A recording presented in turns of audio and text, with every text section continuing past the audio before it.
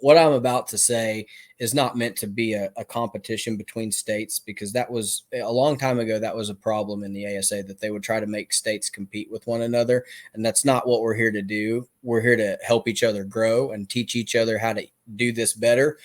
But Texas is usually number one in biggest state turnout. I think second place sometimes is Tennessee, and you got a lot of other southeastern states that do it. We beat Tennessee's numbers, right? Yeah, and I think we're number two in the nation, behind only Texas right now. We got another weekend of state championships next weekend. Like, I'm going to Arkansas. Shout out to Hunter Smith and the good people over there.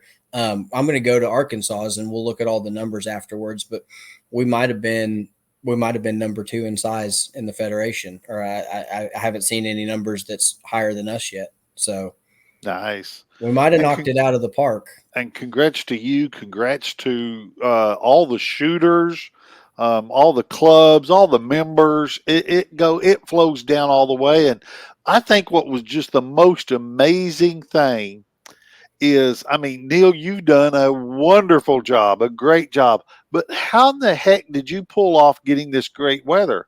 Who do you know to order that? That was awesome. I don't know, but July. The rain skirted over us. It knocked the heat down. The breeze came, and the mosquitoes weren't even bad. I didn't have any mosquito. I didn't even put bug spray on the second day. I didn't have a mosquito on me. Didn't find one tick. Nothing. Nada. It was pristine. The targets were great. The lanes were great.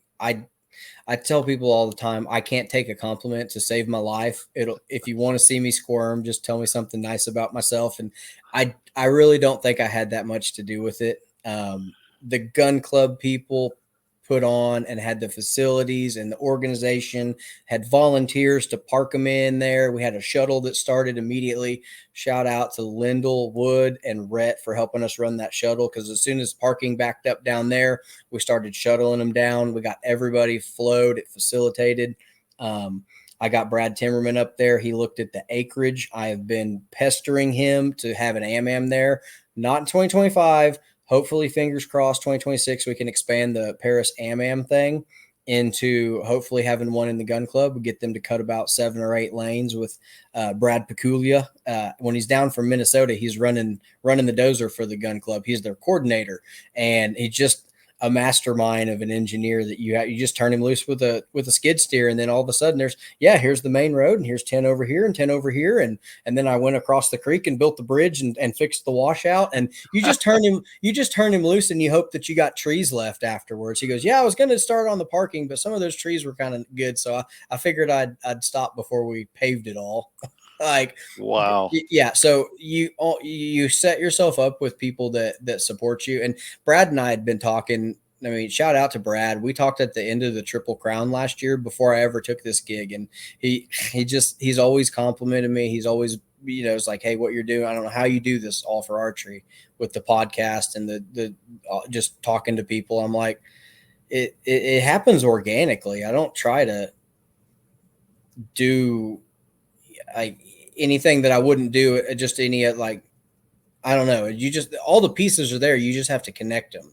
Like, I didn't bring anything to this year or add anything to it that wasn't already there. You just have to, you got to put some peer groups together that got some fun people in it and try to space them out on the range so it flows good, and throw some water out, and they do it on their own. I just can't, there's nothing I can point to and take credit for. Like, this is what I did good. Like, we communicated, we put the information out. When people came with questions, you answer. And I have this analogy that I've told people. They're like, how did you do this all year? I'm like, if somebody calls you with an archery question, how do I get this here? What class does my kid shoot? What can my bow have on it?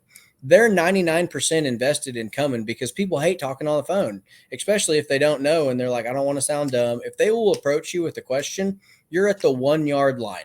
That is 100% conversion, quarterback sneak right up the middle. I mean, it's a high percentage play.